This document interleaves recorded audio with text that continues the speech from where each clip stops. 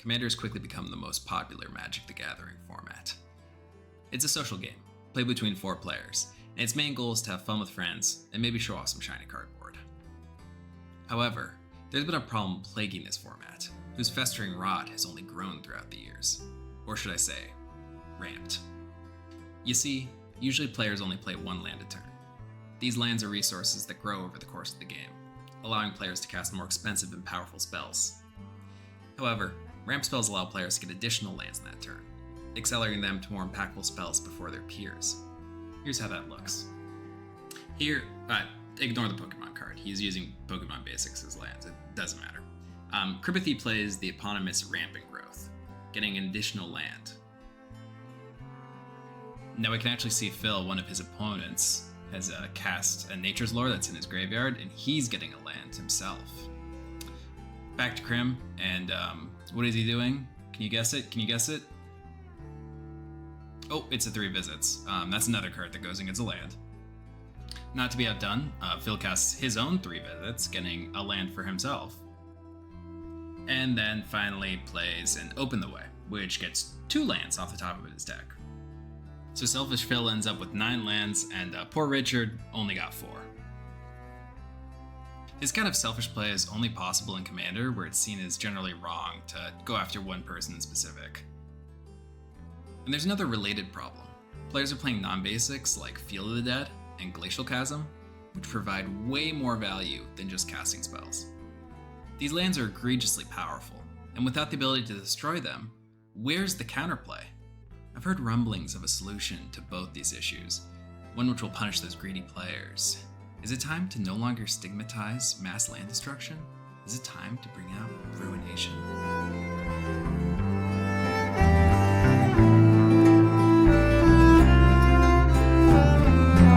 There are a few things in life that suck, but are so inevitable we've come to accept them. Death, taxes, growing old. Another one is the MTG mana system. Every player who's ever picked up a grip full of cards has experienced the pain of Mana Screw, where you don't have enough lands to play your cards, or Mana Flood, where the opposite is true, and you're so flush with lands that you have nothing to do with them. But even if the number of lands is not an issue, basic lands, these ones shown here, which are just the starting point for all mana bases, truly suck at allowing you to play multiple colors. But don't just take my word for it. Let's look at the math.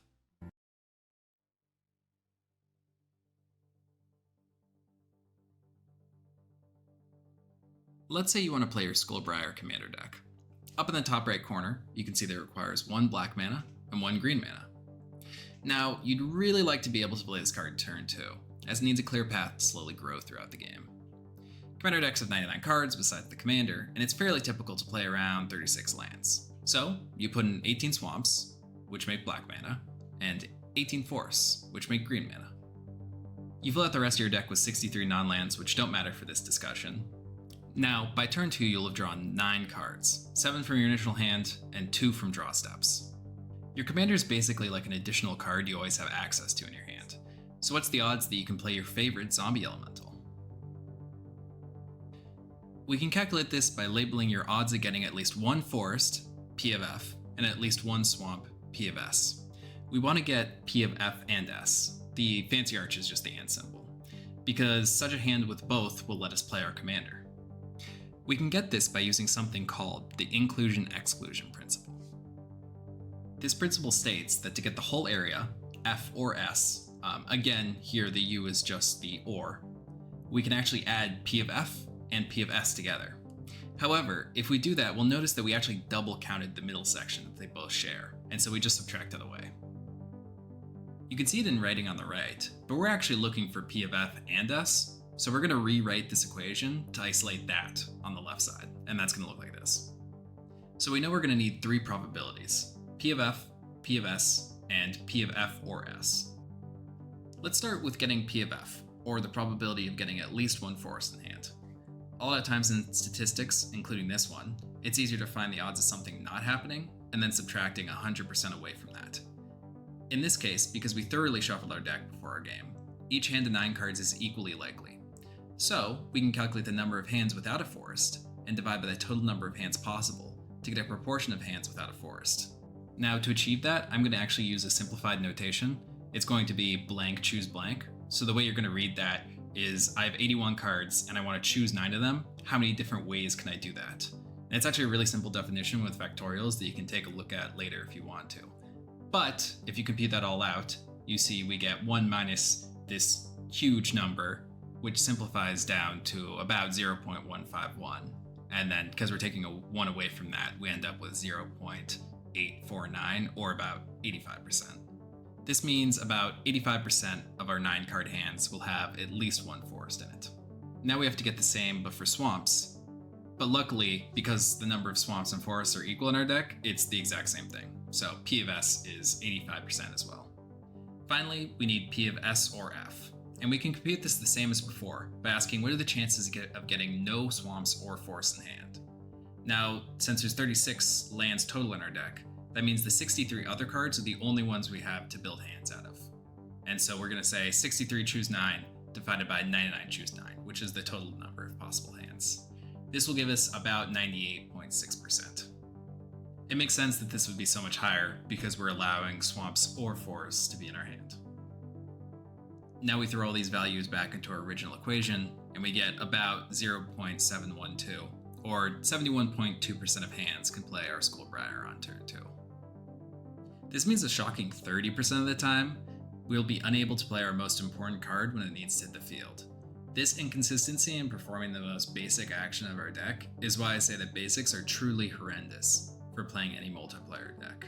To measure my displeasure, we'll put it on the Selco meter and reach a respectable 28.8%. Now I know some of you are thinking that number is only so high because we're counting hands without enough lands, and we'd obviously mulligan those.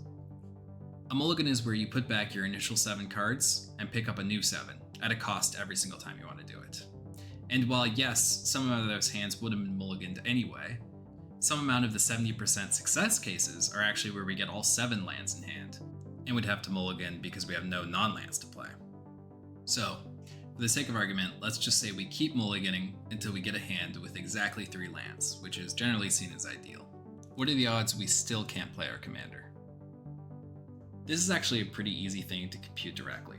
Imagine we had a bag of all 36 of our lands, and we took 3 cards from it at random.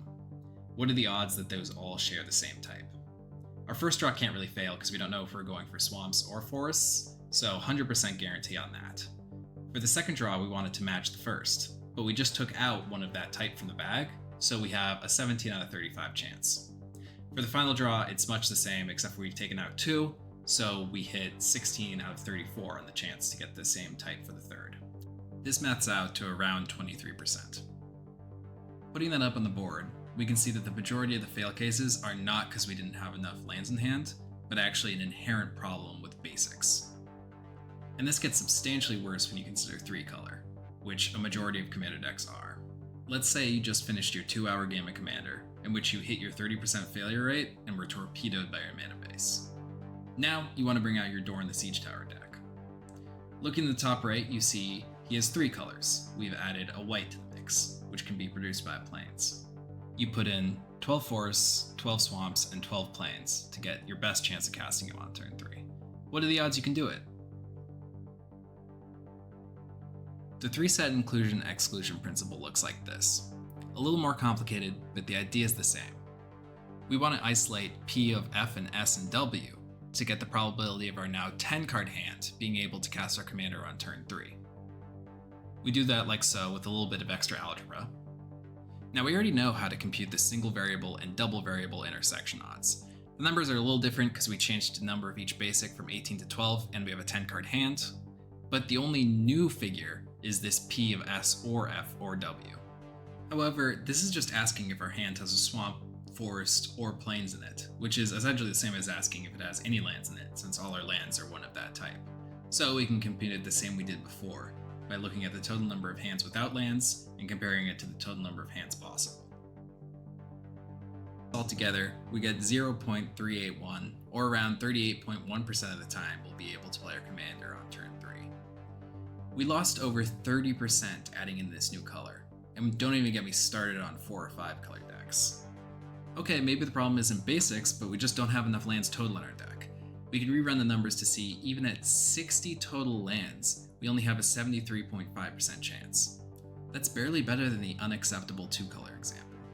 And with a deck like that, you have the privilege of drawing so many lands that it's unlikely you do anything else in the game.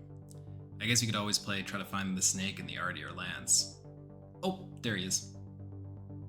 Okay, fine, we have to add some non-basic dual lands. Maybe we can just add a few and it'll fix everything. For this version of the deck, let's replace 4 basics of each type with 4 dual lands of each type. These dual lands can be either color in their types, and therefore they can tap for either color. You can kind of think of them as an OR, so a bayou is a swamp or a forest. We can use the same equation from before, tweaking the numbers to get 0.612. But oh no, this is actually an overcount. To see why checking for a forest, swamp, and plains is not sufficient, consider the following example. Here, bayou is both the swamp and the forest in our hand. However, it can only tap for one of those mana. So when we go to cast our commander, since we don't have another swamp or forest, we're not going to be able to get all 3 colors. So that's an issue. But if we can figure out exactly how often we reach scenarios where we would overcount, we can directly subtract those from the result we got before and get the actual estimate. In cases where this can happen.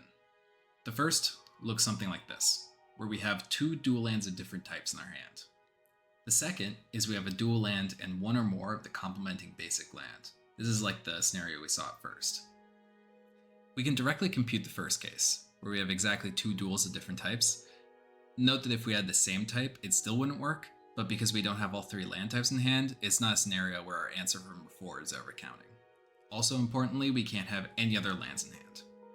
We'll call this value P of D, and compute it by finding the total number of hands we can construct with this property, and divide by the total number of hands possible. We first have the choice of which 2 out of the 3 dual land types we want to be in our hand. Then we have to choose 1 of the 4 dual lands of that first type to be in our hand, and 1 of the 4 of the second type. Finally, we can choose any other combination of 8 cards, which do not include 1 of the 36 other lands in our deck, since our hand needs to be exactly 2 lands. Finally, we divide this all by the total number of hands possible, and we get around 0.01193, or 1.2%. The second scenario is a little harder to figure out, since this hand has a dual and 1 or more of its complementing basics. However, if we set the number of basics in hand, such as here P of E1, it's much easier to compute. First, we choose 1 of the 12 possible dual lands. Then we choose 1 of the 8 complementing basics from our deck. Finally, we have to choose the final 8 cards out of our 63 non-land card pile. Dividing by the total number of 10-card hands, we can see that this case happens around 2.4% of the time.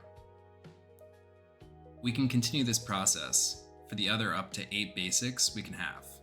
So here we see the probability of 2 basics. And as we compute these, they're going to get more and more rare, and the reason for that is we're asking for more and more of that limited number of basics to be in our hand. Note that 9 basics isn't possible because while we have room in our hand, there's only 8 basics in the deck. We can write this whole summation in this more condensed form, but it's essentially doing the same thing. And from this we see it happens around 0.039 or 4% of the time. Now that we have the odds of the 2 scenarios where we overcounted, we can subtract those from our total to get the odds of being able to play Dorn on turn 3 with 12 dual lands. It's around 56%. Putting that on the board and also adding in what we get with more dual lands, we see that converting to dual lands doesn't fully solve our problems. Even at 36 duals, which is all our lands, we still only have a 75% chance of being able to cast our commander on turn 3. So you see, having many non-basics in your mana base isn't greed. It isn't driven by trying to get away with something. Instead, it's a necessity to be able to play your deck as intended with any amount of consistency. Any 3-color deck that's not specifically designed to play around Ruination will either be miserable to play or lose almost all its resources to a Ruination. But what does it mean being ruinated like that? Maybe it'll hurt, but you'll quickly recover and it puts a stop to all that degenerate exponential power growth we saw before. Let's say you cast Ruination on turn 4. By that point, players will have drawn 11 cards. Decks are at most 40% lands, so you're expected to have drawn 4.4 lands. This means you're down to 0.4 lands after the Ruination. Now obviously you can't have 0.4 cards in hand, so it's either going to be 0, 1, 2, or so on, but it's going to average out to only 0.4. Next turn, you draw another card, which is a 40% chance to be a land, so now you're at 0.8 lands on expectation. To get back to expecting to have 4 lands, it would take 9 turns. Keep in mind that Commander games usually only last around 10 turns, so this would be like spending an entire game just trying to catch back up to the point where they can even play most of their cards. And given that you have 3 opponents, one of them on average is going to have it even worse than that, going draw after draw without a land, and no longer being able to play the game. This sort of horrendous play pattern is exactly why I think the Ruination is not a good solution to this problem of rampant mana. I'm reminded of the flavor text of another mass land destruction spell, one which succinctly explains why they're so heavily stigmatized in the social game. War destroys more than just the land. War destroys hope.